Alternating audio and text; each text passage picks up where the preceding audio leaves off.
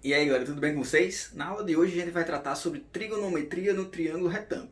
É um resumo bem básico, não dá para aprofundar muita coisa, mas é o essencial do que é necessário. Essencial para o que você precisa saber para fazer entender as ideias e conseguir fazer uma boa prova do Enem. Vamos lá? Bem, então a gente começa com o seguinte.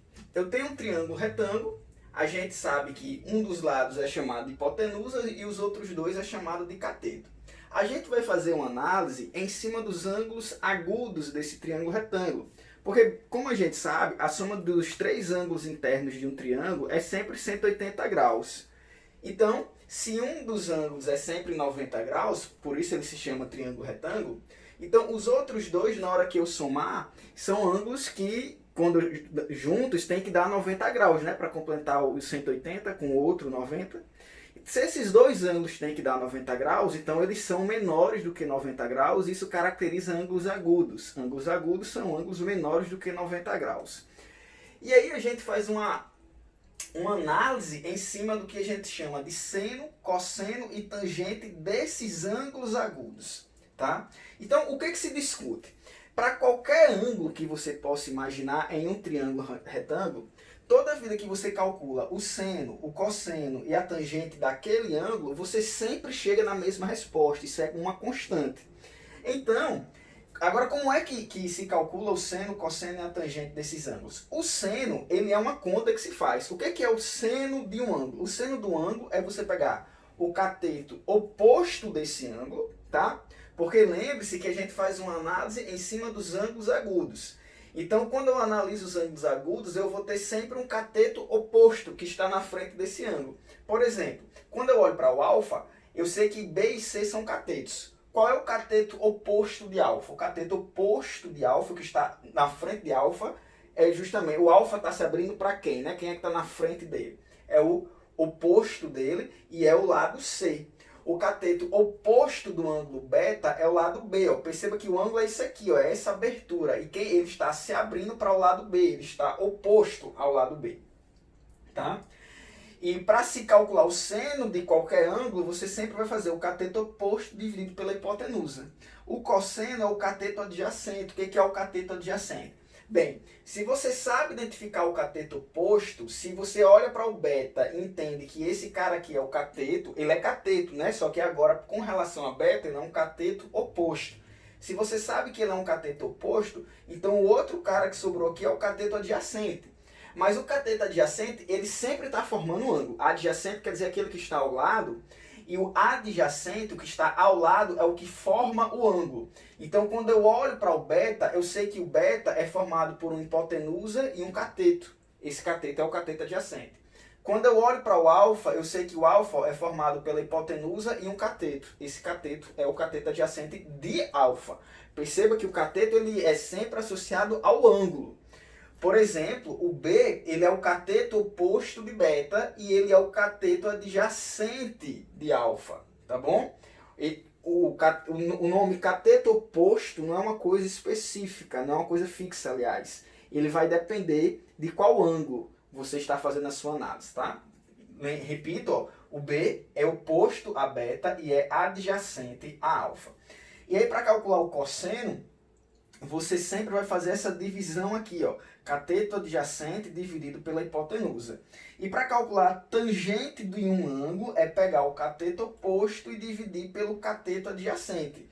Essas divisões, em qualquer triângulo, elas sempre dão o mesmo resultado. Aliás, o seno, né? O seno para qualquer triângulo, para qualquer ângulo, vai dar o mesmo resultado. O cosseno para qualquer ângulo vai dar o mesmo resultado. E a tangente para qualquer ângulo vai dar o mesmo resultado. Isso significa o seguinte, ó, quando eu olho para esse ângulo de 60 graus, eu posso aqui fechar, ó, um triângulo retângulo. E aí eu vou ter hipotenusa, cateto e cateto. Nesse triângulo aqui, ó, se eu fizer, por exemplo, cateto oposto, né, ó, você concorda comigo que esse lado aqui é o cateto oposto? Ó, se eu fizer cateto oposto e dividido pela hipotenusa, eu vou ter o que a gente chama de seno. Já nesse triângulo aqui, ó, um pouco maior, mas também, ó, com um ângulo de 60 graus, ó, esse triângulo aqui, ó, ele tem essa hipotenusa, esse cateto oposto e esse cateto adjacente. Se eu faço cateto oposto oposto com relação a 60, né? O cateto oposto e divido pela hipotenusa vai dar a mesma resposta do pequeno, que era esse cateto menor com essa hipotenusa menor. Então as ideias de seno, cosseno e tangente é que você precisa entender que essas palavras representam divisões que tem a ver com essa lógica aqui, ó. Representam divisões, seno é esse tipo de divisão, cosseno é esse tipo de divisão, tangente é esse tipo de divisão, e essas divisões que recebem o nome de seno, cosseno e tangente, a cada uma delas, elas vão ter, para qualquer triângulo, o mesmo resultado, tá bom? Se você está vendo isso pela primeira vez, pode ser que com a pouca prática você tenha dificuldade em memorizar a fórmula do seno, a fórmula do cosseno e a fórmula da tangente. Por isso, eu sempre costumo a dar a seguinte dica se você quer memorizar a fórmula do seno e do cosseno da tangente. Quando você olha para o seno, eu costumo brincar com meus alunos da seguinte forma. Seno. Seno você poderia pensar assim, ó. Quando você se encontra com alguém, ó, quando você se encontra com alguém, seno, ó, se encontra com alguém, você diz o quê? Creio eu que você diga oi. E aí, ó, professor, o que quer dizer oi? Oposto sobre hipotenusa. Cateto oposto sobre hipotenusa. Professor, mas hipotenusa é com H. Cara, não deixe de leseira, rapaz. Aqui é só para você memorizar. O hipotenusa é com H, mas você coloca um I para a cabeça lembrar, mas na redação é com H, tá ligado? Cosseno seria como? O mesmo esquema. Ó. Você se encontrou com o seu grande amigo e deu um tapão nas costas deles. O que seu amigo vai dizer na hora que você der um tapão? Ele pode lhe chamar de um monte de palavrão, mas eu creio que ele possa dizer o quê? Ó, ai. Professor, o que quer dizer ai? Quer dizer adjacente sobre hipotenusa, tá bom? Então aqui de novo, a hipotenusa é com H, aqui é só para memorizar. E tangente, agora eu quero ver tangente. Tangente você vai lembrar de aqui, ó. Você se encontrou com seu amigo, deu um tapa nas costas dele e agora vocês vão sair para tomar alguma coisa. Tem gente que bebe refrigerante, tem gente que bebe cerveja, ó. Tem gente, tangente, tem gente que bebe refrigerante, tem gente que bebe cerveja, tem gente que bebe xixi. De quem bebe refrigerante, qual é o refrigerante mais pedido? Coca. E aí, ó, o que quer dizer coca? Cateto oposto sobre cateto adjacente. Então, talvez, para quem está vendo pela primeira vez, seja mais fácil memorizar oi, ai, coca, tá certo? Do que cateto oposto sobre hipotenusa, cateto adjacente sobre hipotenusa, cateto oposto sobre cateto adjacente. Tá bom? Então tá aqui, ó, oi, ai, coca, e aí você memoriza as fórmulas do seno, do cosseno e da tangente. Isso aqui é só uma dica, né, para você conseguir lembrar das fórmulas se porventura aquele branco acontecer no dia da prova. Então, entendido como é que funciona, como é que a gente poderia armar aqui, ó, só para ver se você entendeu, como seria aqui o seno de alfa. O seno de alfa, nessa figura, seria pegar quem e dividir por quem. Seno de um ângulo. Seno do ângulo alfa é pegar quem e dividir por quem. Aí você, como eu estou falando de seno, aí você olha para a fórmula de seno. Oposto sobre hipotenusa. Aí eu vou lá em alfa. Quem é o oposto de alfa? O oposto de alfa é C. Então isso aqui ficaria C sobre a hipotenusa, que é A. Tá certo? E se por acaso eu fosse calcular o cosseno de beta? Como seria o cosseno de beta? Cosseno de beta, cosseno é adjacente por hipotenusa. Eu olho aqui para beta. Ó. Quem é o adjacente de beta? Adjacente. Lembre-se, é o oposto adjacente. Quem é o adjacente de beta? O adjacente de beta é o que forma ele. Ó. Cateto adjacente é C. E a hipotenusa é A. Isso aqui ficaria também C sobre A. Mas, professor, está dando a mesma resposta? Sempre vai dar a mesma resposta? Isso quando for seno e cosseno. Quando dois ângulos são complementares, complementares quer dizer o quê? Que a soma dá 90 graus, e a gente discutiu no início aqui que alfa mais beta é igual a 90 graus. E quando dois ângulos dão 90 graus, o seno de um é igual ao cosseno do outro. Por isso que ficou a mesma fórmula aqui. Mas isso aqui é seno, isso aqui é cosseno, gente. Observe que se eu fosse escrever aqui, ó, o seno de beta, seria o quê? Seno de beta seria quem dividido por quem? De novo, ó, seno, oposto por hipotenusa, ó, oposto de beta é B e hipotenusa é A. Tá aí, ó, seno de beta seria B sobre A. Mas vale essa informação que é muito útil, inclusive, quando você está resolvendo algumas questões que envolvem trigonometria, que é o fato de que quando dois ângulos somam 90 graus, o seno de um é igual ao cosseno do outro, tá bom? Isso é uma informação que ajuda bastante em algumas questões. Bem, entendido aí o funcionamento dessas formas, o que a gente pode fazer aqui agora? Veja só, eu tenho esse triângulo retângulo e quero descobrir o valor de x. Como é que a gente faz para descobrir o valor de x usando as ideias de trigonometria? Perceba que quando a gente está num triângulo retângulo, a primeira coisa que tem que vir na sua cabeça é o teorema de Pitágoras. Mas nem sempre o teorema de Pitágoras é possível utilizar. Nesse caso aqui, eu não tenho como descobrir a hipotenusa porque eu não conheço o outro cateto. Se eu conhecesse o outro cateto, eu aplicava o teorema de Pitágoras e tudo se resolvia facilmente. Nesse caso aqui, quem vai nos dar a nossa mão e ajudar a resolução da questão é as ideias de trigonometria. Perceba que eu tenho um cateto e uma hipotenusa. Esse cateto, gente, ele é um cateto o quê? Pare para pensar e me diga, esse cateto, ele é um cateto o quê com relação a 30 graus? Tá? Com relação a 30 graus, esse cateto é um cateto o quê?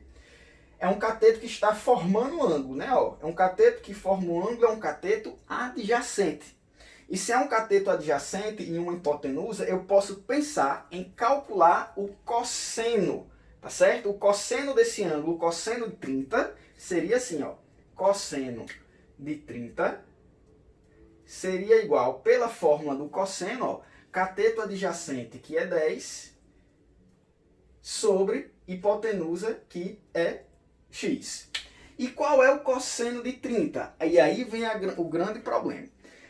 Essas questões de trigonometria, você quando aplica uma dessas razões, cosseno, seno, tangente, para descobrir um lado, você tem que saber quanto é que é esse seno, quanto é que é esse cosseno, porque lembre que são valores fixos. O cosseno de 30 é sempre fixo, em qualquer situação. O seno de 45 é sempre fixo, em qualquer situação. Só que existem três ângulos que você deve conhecer esses valores com exatidão sem a questão dar, que são os chamados ângulos notáveis. 30, 45 e 60. Então, ó, seno de 30 é 1 meio. Seno de 45 é raiz de 2 sobre 2. Seno de 60 é raiz de 3 sobre 2. Cosseno de 30 ó, é raiz de 3 sobre 2. E assim por diante, com os demais. Tangente de 30 é raiz de 3 sobre 3. Tangente de 45 é 1. É a tabela dos ângulos notáveis, tá bom? Então, o cosseno de 30, quando eu olho para a tabela, isso aqui você tem que saber memorizado.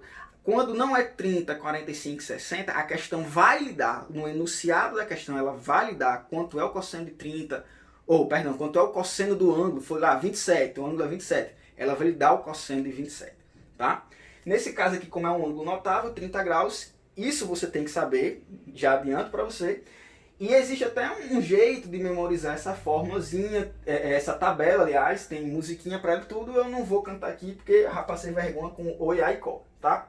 Mas o cosseno de 30, quando a gente olha para a tabela, ele é raiz de 3 sobre 2. E aí quando eu faço a substituição, ó, eu fico com raiz de 3 sobre 2 igual a 10 sobre x. E aí, fazendo o mesmo pelos extremos, a gente vai ter x vezes raiz de 3, que fica x raiz de 3, igual a 20, tá? E aí o raiz de 3 passa dividindo, a gente vai ficar com x igual a 20 sobre a raiz de 3. E aí você poderia parar por aqui, mas é comum, aliás, quando você tem uma raiz embaixo, você racionalizar. Isso não é uma obrigação, gente, tá? É só um jeito, a racionalização é um jeito diferente de escrever a fração. Quando tem raiz embaixo, você faz o que se chama de racionalização, mas pode ser que, por exemplo, uma questão, nas suas alternativas, não tenha a forma racionalizada, tenha justamente essa resposta aqui, se fosse uma questão de marcar, tá? E a racionalização, que é um outro jeito de escrever, repito, você não está mudando a fração, você está escrevendo de outro jeito, como, por exemplo, dizer que 6 é 2 vezes 3. Você está escrevendo de outro jeito, mas continua sendo 6, tá? E aí, para racionalizar, você multiplica em cima e embaixo pela raiz. Fazendo essa multiplicação em cima e embaixo pela raiz, na parte de cima a gente fica com 20 raiz de 3. E na parte de baixo ficaria com raiz de 9, né? Porque raiz de 3 vezes raiz de 3 é raiz de 9. E a raiz de 9 é 3. E aí a gente finaliza o nosso exemplo, tá bom? Espero que tenham gostado. Aguardo até a próxima aula. Um abraço numérico a todos.